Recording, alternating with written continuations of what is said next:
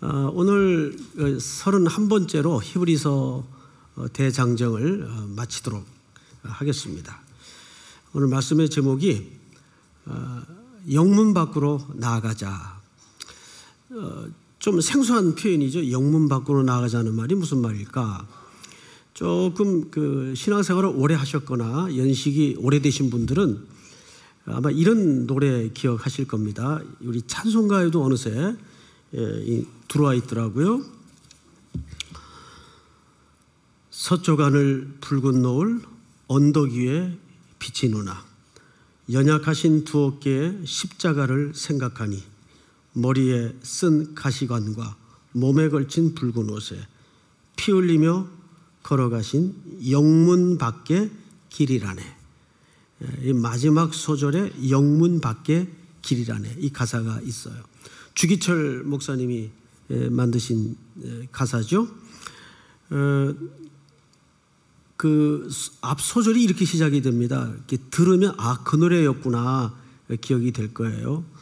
서쪽 하늘 붉은 노을 여기까지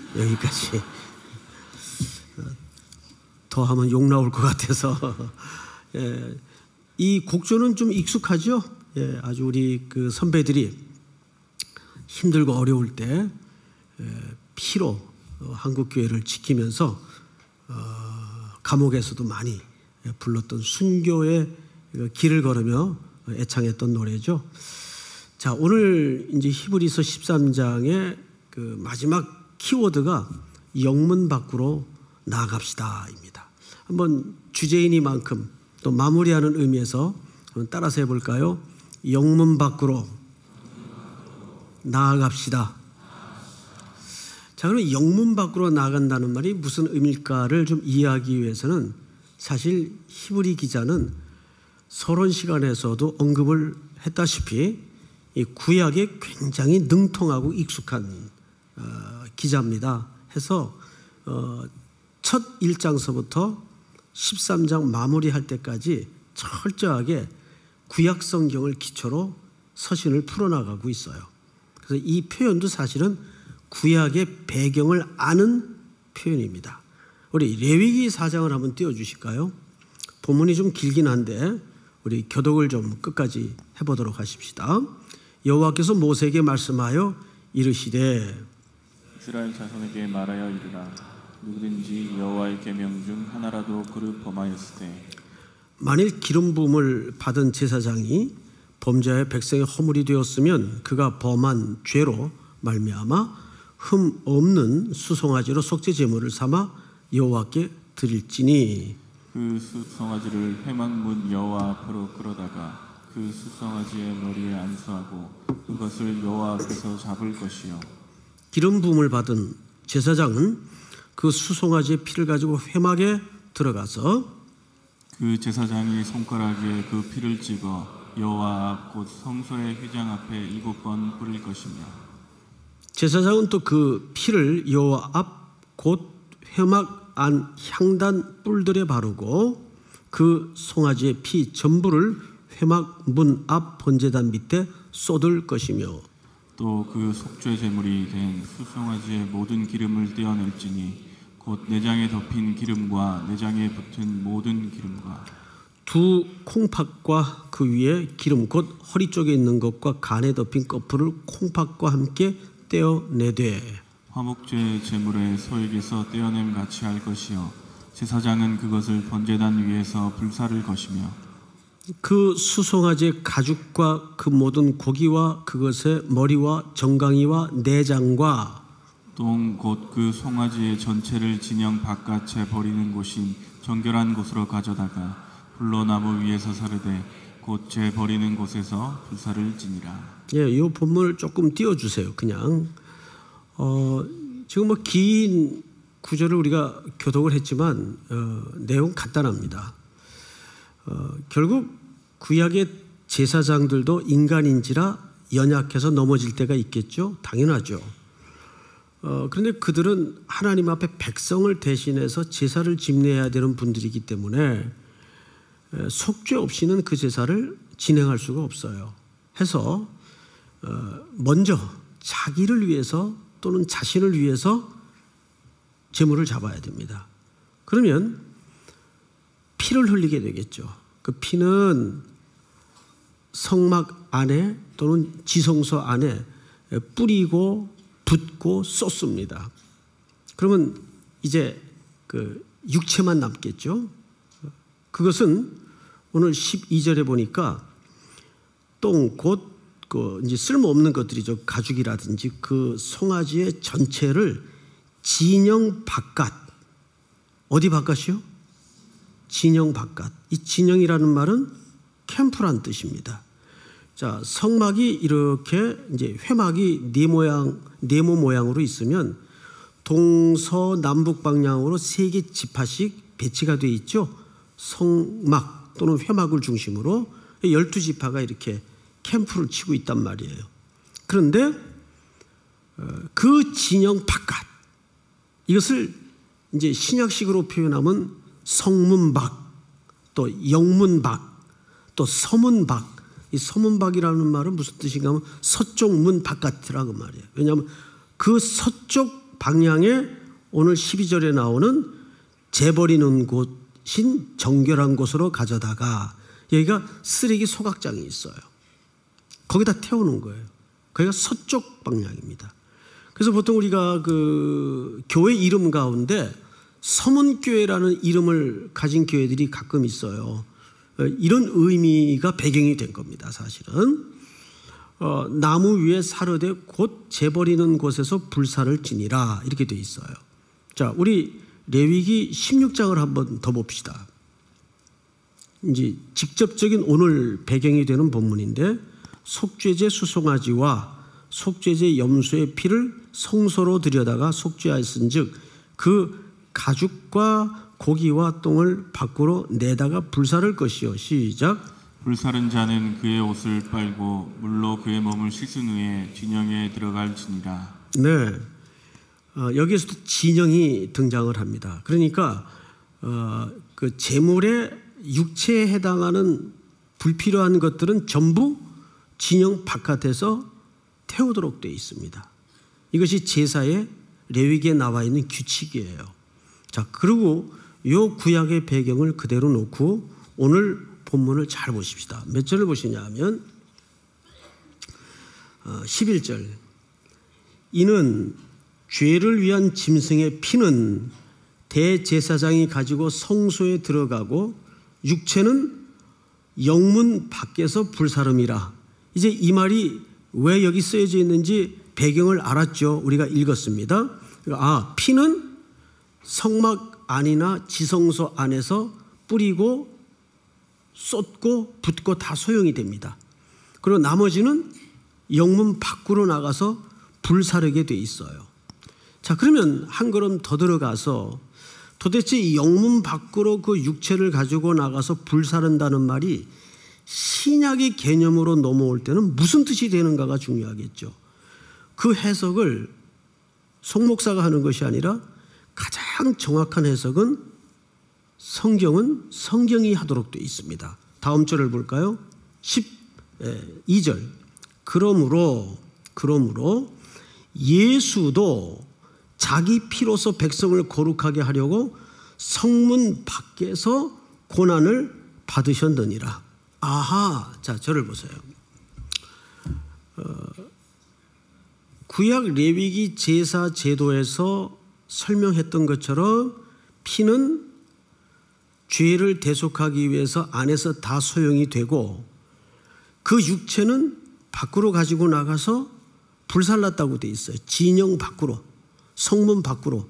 근데 보니까 이것이 예수 그리스도의 십자가의 죽음을 예표한 그림이었다고요.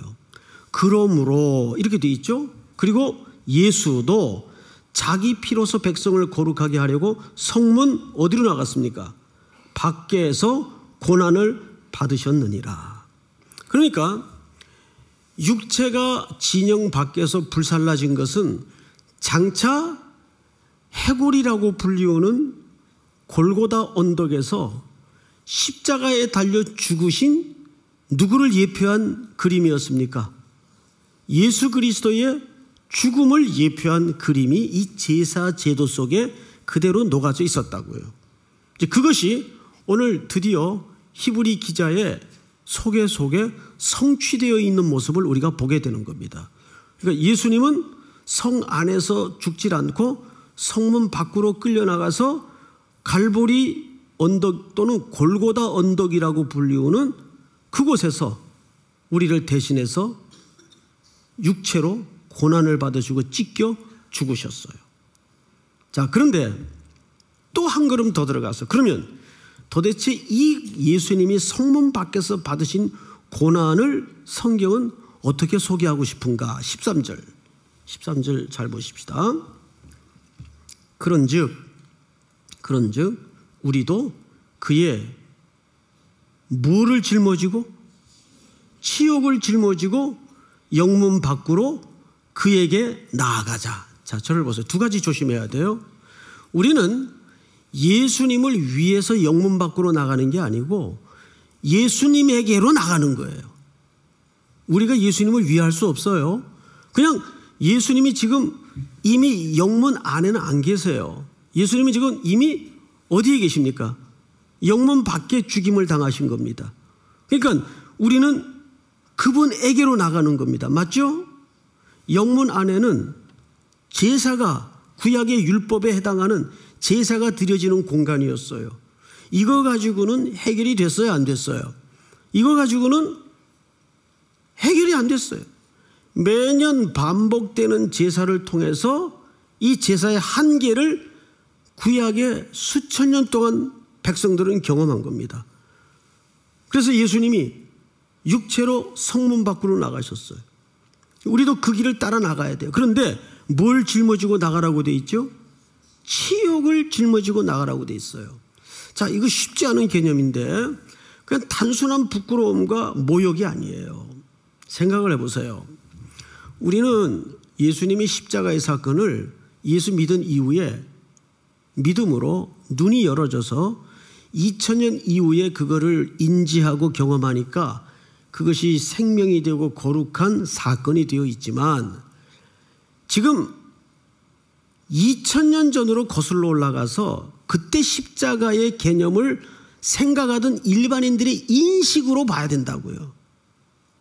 이게 이제 가당한 비유나 해석이 안 되지만 여러분들의 이해를 돕기 위해서 이런 예는 어떨까요? 오늘 우리에게 가장 부끄러운 또 치욕적인 일이 뭘 것 같습니까? 개개인의 차이는 있겠지만 우리가 통상례적으로 도둑질하고 못된 짓 하고 감옥에 들어가고 사람 죽이고 빼앗고 이런 범죄가 드러났을 때 거기에 응당하는 죄를 받아요. 심하면 사형이 존재하는 나라는 사형까지 당합니다. 그러면 그 본인도 부끄러운 이름을 남기지만 그 가족과 그 시대가 얼마나 고통스럽고 모욕이에요. 아프죠. 십자가는 그거에 수백 배의 부끄러운 사건이었어요. 그 당시. 그래서 나무에 달린 자마다 저주를 받은 자라고 신명기서에 기록이 되어 있어요. 게다가 로마 제국하의 십자가는 일반 잡범들이 달리는 자리가 아니고 가장 못된 범죄자들을 매다는 극형의 형벌의 자리입니다. 거기에 예수님이 그런 부끄러움과 모독과 모욕을 뒤집어 쓰고 십자가에 죽으신 거예요. 이 이야기를 왜 할까요? 왜 치욕을 짊어지고 그 십자가를 지고 영문 밖으로 나아가라 그랬을까요? 이것은 이 히브리서의 독자들의 상황을 이해해야 돼요. 이 독자들은 지금 어떤 상황이었습니까? 삼중적인 고난을 겪고 있었어요. 로마 정치 제도라는 절대 권력자인 황제 숭배 사상에 온 사회 구조가 돌아가고 있었습니다. 그런데 그리스도인들은 그 황제 앞에 머리 숙일 수 없었어요. 그 당시에는 인사는 어떻게 했죠? 가이사가 주이십니다. 그리스도인들은 그 고백을 할 수가 없어요. 그러면 그 당시 경제 시스템 속에 이들이 들어가지 못합니다.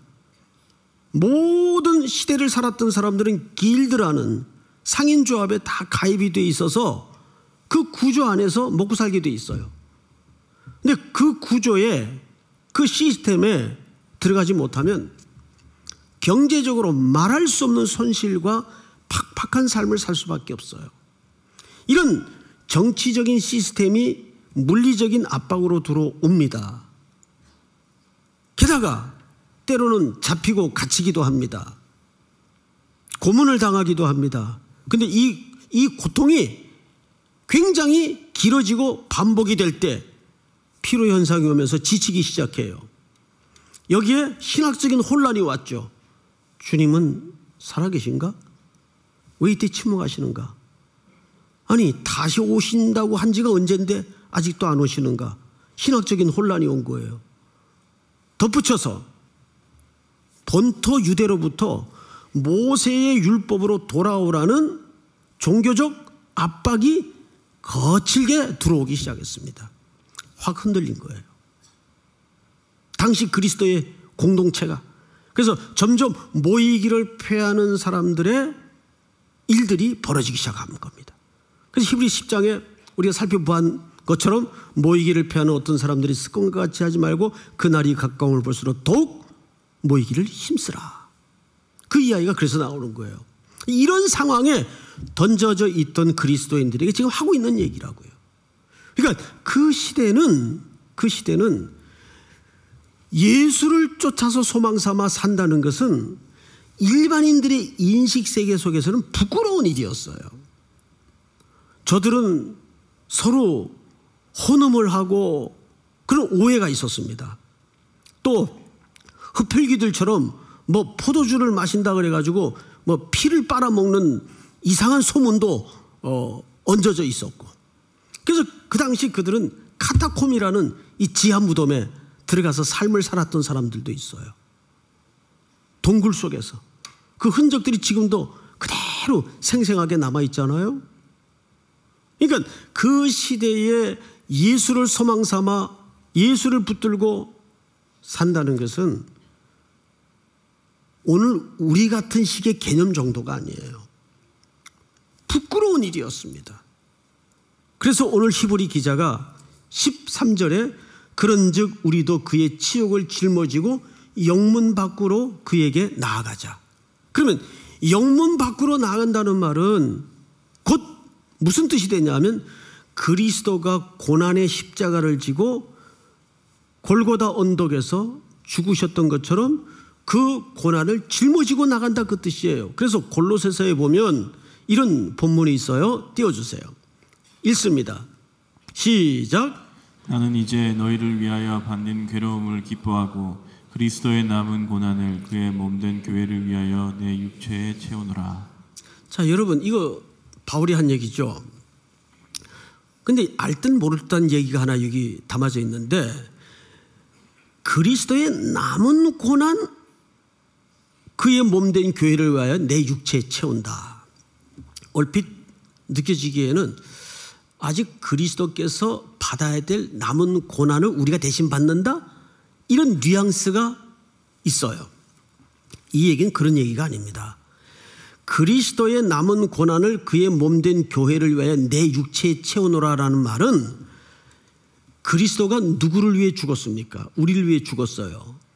그러니까 우리가 대신 그분을 위해 고난을 받는다는 의미도 아니에요. 이 말은 이미 이 구속의 완성을 통해서 그리스도와 우리가 한 몸이 이루어진 연합된 공동체가 되었다, 그 말이에요. 그러니까 이미 우리는 누구의 지체가 된 겁니까? 그리스도의 지체가 된 거예요. 그러면 그분이 고난을 받았은 즉 당연히 우리에게도 그 고난이 따라올 수밖에 없다는 얘기예요. 그게 우리가 감당해야 될 남은 고난이에요. 자, 조금만 더 들어가 보십시다. 15절. 그 삶을 이렇게 소개하고 있어요. 15절. 그러므로 우리는 예수로 말미암아 항상 찬송의 제사를 하나님께 드리자. 자, 앞을 보십시다. 정리하면 이렇습니다. 영문 밖으로 나아간다는 것은 그리스도의 십자가의 죽음을 얘기하는 것이다. 그것은 치욕을 짊어지고 그분이 겪으신 고난을 한몸된 우리가 함께 받는 것이다. 그러면 우리가 한몸된 존재로서 그 고난을 함께 받는 게 도대체 어떤 삶을 얘기하는 걸까? 그냥 추상적인 개념일까? 아니에요. 15절을 잘 보시면 이렇게 되어 있습니다. 그러므로 우리는 예수로 말미암아 항상 찬송의 제사를 하나님께 드리자. 이는 그 이름을 증언하는 입술의 뭐니라? 열매니라. 자, 좀 어렵습니다. 이 말은 그냥 우리 찬양대원들이 노래하는 그 찬양을 얘기하는 게 아니라 시편 40편에 보면 이런 본문이 있어요. 제가 읽어드릴게요. 아주 유명한 본문이죠. 새 노래 곧 우리 하나님께 올릴 찬송을 내 입에 두셨으니 많은 사람이 보고 두려워하여 여호와를 의지하리로다. 다시요. 새 노래 곧 우리 하나님께 올릴 찬송을 내 입에 두셨으니 많은 사람이 듣고입니까? 보고입니까? 보고. 찬송을 듣습니까? 봅니까? 듣죠. 근데 시편 기자는 본다 그랬어요. 찬송을 어떻게 봅니까? 보고 두려워하여 누구를 의지하게 된다고요? 여호와를 의지하리로다. 이 말은 이런 뜻입니다. 히브리 개념의 찬송하라라는 말은 동의어가 뭐죠? 감사하라는 뜻입니다, 여러분. 창세기 14장에 아브라함이 318명을 데리고 9개 부족이죠. 전투를 벌여서 빼앗겼던 조카, 생명, 재물을 다 찾아 돌아오는 길에 마중 나왔던 살렘 왕 멜기세덱이라는 사람이 등장해요. 히브리 기자에 의하면 나비도 없고 시작도 없고 족보도 없고 어미도 없고 그리스도와 방불하여 그리스도의 예표죠. 그분이 이런 이야기를 합니다. 아브라함아, 천지의 주제이신, 주제라는 말은 주권자이신 하나님께 찬송하라. 이 모든 것은 그분이 네 손에 붙이신 것이다. 다시 말해서 이건 네가 네 힘으로 네 실력으로 되찾고 뺏어서 돌아온 게 아니다. 그분이 허락하신 은혜다. 그러니까 그분을 찬송하라라는 말은 감사하라는 뜻입니다. 그 이야기를 아브라함이 듣자마자 처음으로 멜기세덱 앞에 뭘 드리죠? 11조를 드립니다. 그러니까 11조의 가장 중요한 근본 기초는 율법이 아니에요. 이거 11조 하면 복을 받고 안 하면 안 한 만큼 10배 저주가 임하고 이런 식의 헌금 강조나 가르침이 많았어요. 그 말이 아니라 그 찬송하라는 말은 감사하라는 뜻입니다. 율법의 차원보다 훨씬 높은 지고한 가치에 감사가 가장 핵심 가치예요. 그러니까 찬송과 감사는 같은 개념이에요. 여러분, 예수 안 믿는 사람들도 저 사람이 진짜 하나님의 자녀고 신자인지 아닌지 알까요? 모를까요? 압니다. 오래전에 교회 어느 대기업의 중역한 분이 등록을 했어요.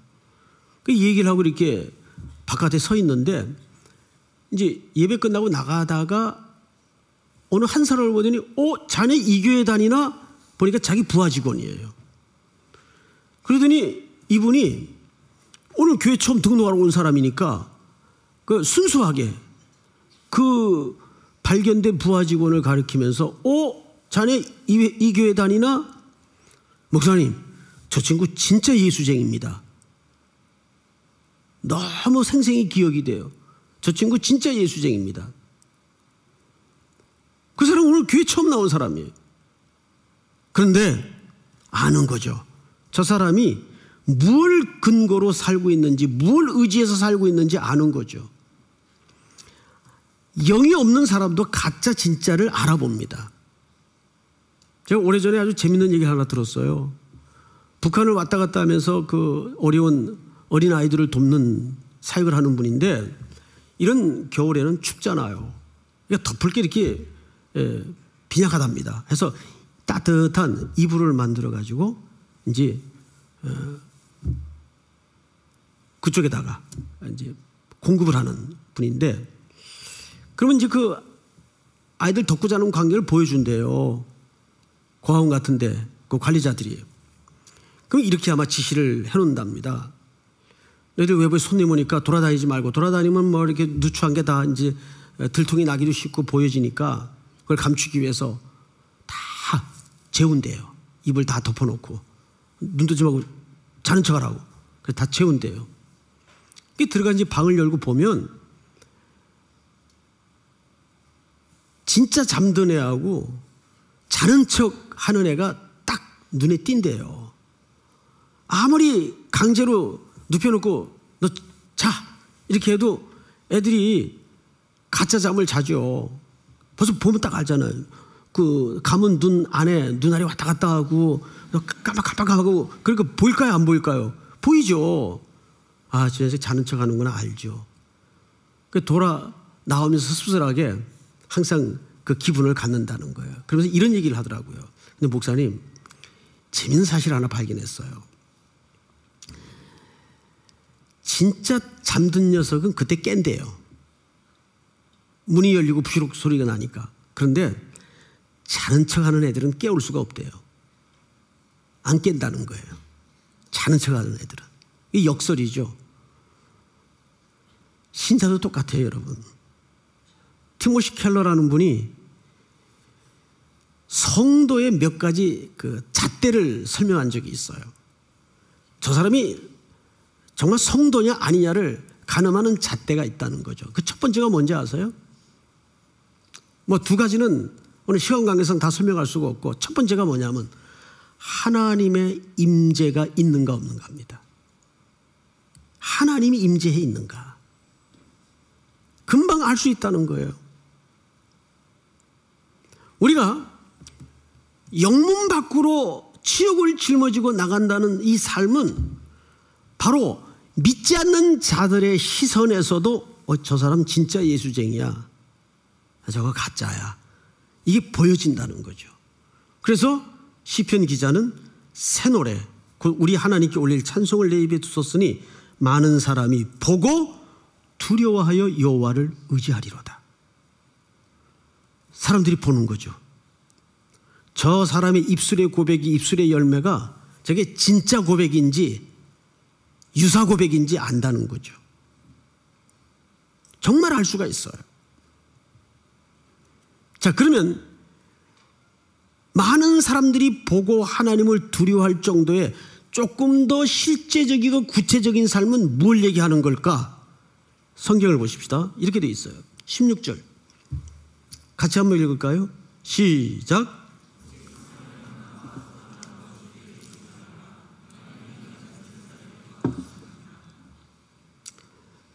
선을 행함과 나누어 주기를 잊지 말라. 여러분, 이 히브리 기자의 마지막 장인 13장이 어떤 본문으로 시작되는지 혹 읽어보셨나요? 우리 눈을 돌려서 1절을 한번 보십시다. 1절. 형제 사랑하기를 계속하고 손님 접대하기를 잊지 말라. 이로써 부지 중에 천사들을 대접한 이들이 있었느니라. 3절 시작. 너희도 함께 갇힌 것 같이 갇힌 자를 생각하고 너희도 몸을 가졌은즉 학대받는 자를 생각하라.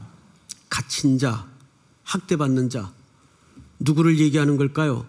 당시 1세기 시대의 첫째는 예수를 소망 삼아 믿는 삶 때문에 공고한 자리에 있거나 어려운 자리에 있는, 학대받고 고난당하는 성도들이 있었어요. 그 형제들을 얘기하는 거예요. 우리도 육체를 가졌기 때문에 그 형제들의 고난을 외면하지 마라 그 말이에요. 이것을 구체적인 삶의 순종으로 히브리 기자는 제시하고 있어요. 오늘날 한국교회는 고도 성장의 시대적 상황과 맞물려서 한국교회는 신여 노릇을 해왔어요. 예수 믿으면 복 받고 잘 먹고 잘 살고 승진하고 병 낫고, 마치 이것이 복음이 약속하는 메시지의 중심인 양 속이고 속았어요. 그래서 한국교회는 잘 먹고 잘 살고 사람도 많이 모이고 그들끼리만의 리그가 되고 말았어요. 그걸 보통 우리가 배로 치자면 유람선이라고 합니다. 유람선. 이제는 바꿔야 돼요. 모든 배의 기능을 바꿔야 돼요. 어느덧 우리 귀나 눈에 일사가고 목숨을 걸고 주님을 위하여 목숨을 바치고 이런 문장은 추억의 문장이 되고 말았어. 진짜 한국교회가 또 우리 삼일교회가 새날을 향해서 회복하고 살아날 수 있는 길은 하나밖에 없어요. 교회가 영문 밖으로 나가야 돼요. 영문 안에는 이미 주님이 안 계세요.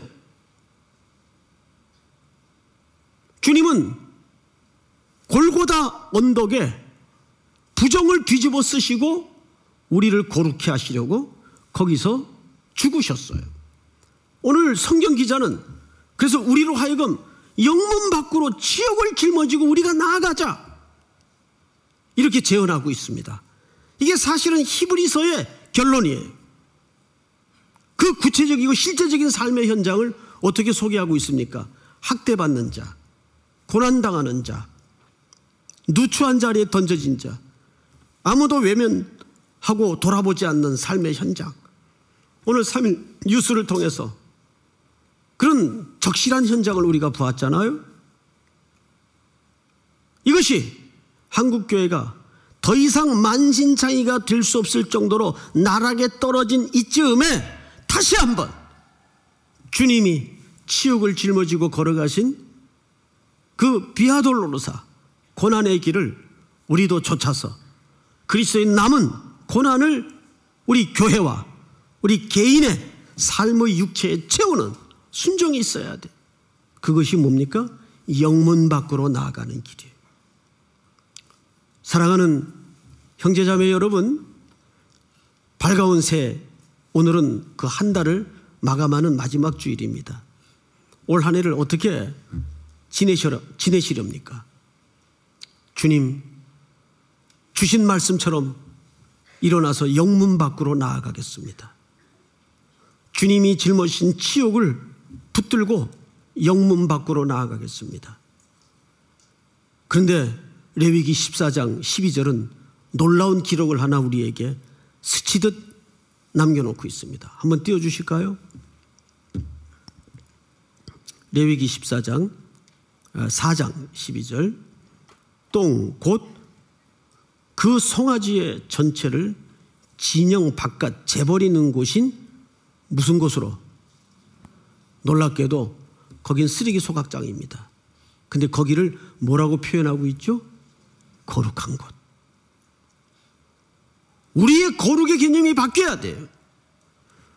한국교회의 거룩의 개념은 경건의 모양만 갖춘 게 거룩이라고 오해해왔어요.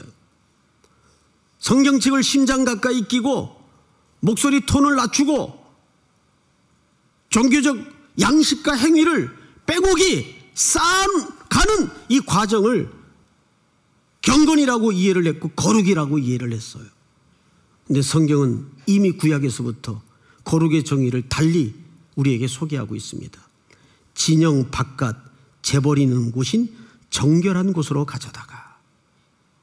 뭐가 진짜 거룩해지는 겁니까? 영문 밖으로 나가는 겁니다.